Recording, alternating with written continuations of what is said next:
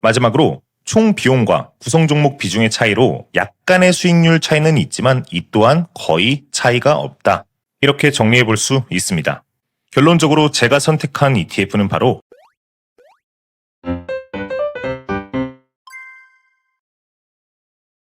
안녕하세요. 점진적으로 부자되기의 전부입니다. 최근 S&P 500 지수가 계속해서 신고가를 경신하며 많은 분들이 관심을 가지고 계신데요. 지난번 미국 직투 S&P 500 ETF 소개에 이어서 오늘은 국내 상장 S&P 500 ETF에 대해서 말씀을 드리려고 합니다. 영상의 순서는 먼저 각 운용사별 국내 상장 S&P 500 ETF를 소개해드린 다음 총 비용과 구성 종목을 비교해 보겠습니다. 다음으로 수익률 비교와 함께 제가 선택한 국내 상장 S&P 500 ETF는 무엇인지 말씀드리겠습니다. 먼저 각 운용사별 ETF를 살펴보면 타이거, 코덱스, 에이스, 라이즈, 솔, 원큐 등 정말 많은 운용사가 S&P 500 ETF를 출시해서 운용 중인데요. 오늘은 이 중 운용자산 규모가 1조 원 이상인 상위 4개 운용사의 ETF인 타이거, 코덱스, 에이스, 라이즈에 대해서 살펴보겠습니다. 먼저 타이거, 코덱스, 에이스, 라이즈의 운용사는 순서대로 미래에셋, 삼성, 한국투자신탁, KB입니다. 상장일은 타이거와 에이스가 2020년도에 먼저 출시되었고 코덱스와 라이즈는 바로 다음 해에 출시되었습니다. 운용자산 규모는 타이거가 약 9조로 가장 높습니다. 이 넷 중 규모가 가장 작은 라이즈가 약 1조 원일 정도로 4개의 ETF 모두 안정성이 뛰어납니다. 다음으로 연간 분배율을 보면 라이즈가 1.14%로 가장 높습니다. 여기서 타이거와 에이스, 라이즈의 분배율은 거의 비슷한데 코덱스만 유독 낮은 모습을 확인하실 수 있는데요. 그 이유는 바로 코덱스는 기존에는 분배금을 자동으로 재투자하는 TR 상품에서 올해부터 분배금을 지급하는 방식으로 바뀌었기 때문입니다. 이 부분에 대해서는 뒤에 수익률 파트에서 다시 한번 설명드리도록 하겠습니다. 다음으로 총 비용은 에이스가 약 0.09%로 가장 저렴합니다. 여기서 주의할 점은 미국 직투와 다르게 국내 상장 ETF의 경우 총 보수뿐만 아니라 기타 비용, 매매 수수료를 합친 총 비용을 고려해야 합니다. 다음으로 거래량은 타이거가 가장 높고 현재가는 대략 2만 원 정도입니다. 지금 보시는 자료는 최근 3년간 타이거, 코덱스, 에이스, 라이즈, 각 운용사별 S&P 500 ETF의 총 비용 변화 그래프인데요.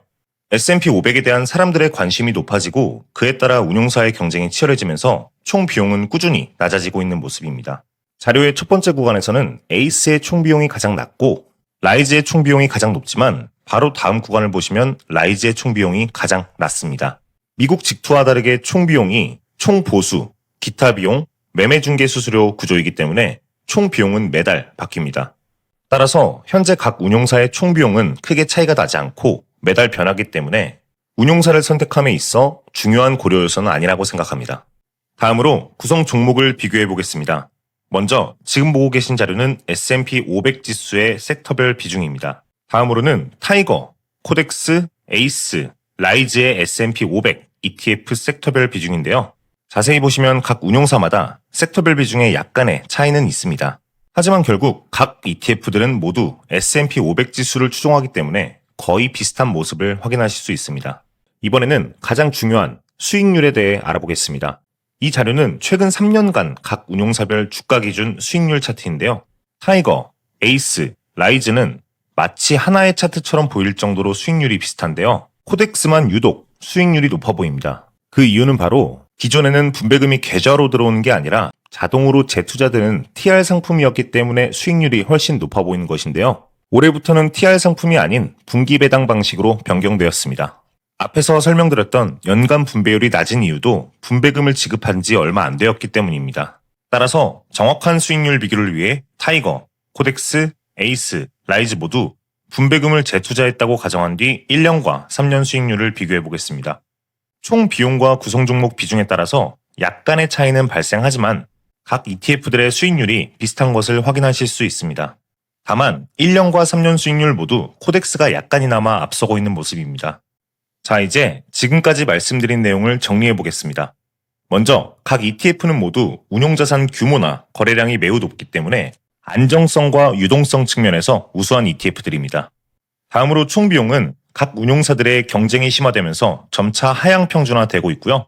매월 변하기 때문에 크게 고려할 요소는 아니라고 생각을 합니다. 각 ETF들의 구성 종목 비중 또한 미세한 차이는 있지만 모두 S&P 500 지수를 추종하기 때문에 거의 비슷합니다. 마지막으로 총 비용과 구성 종목 비중의 차이로 약간의 수익률 차이는 있지만 이 또한 거의 차이가 없다. 이렇게 정리해 볼 수 있습니다. 결론적으로 제가 선택한 ETF는 바로 코덱스 미국 S&P 500입니다. 제가 코덱스를 선택한 이유는 각 운용사의 수익률이 거의 비슷하지만 코덱스가 약간이나마 앞서 있기 때문인데요. 하지만 이것은 과거 데이터 기반일 뿐 미래에도 코덱스의 수익률이 가장 높을지는 아무도 모릅니다. 따라서 저는 분기별 비교를 통해서 그 당시의 수익률이 가장 높은 종목을 매수하려고 합니다.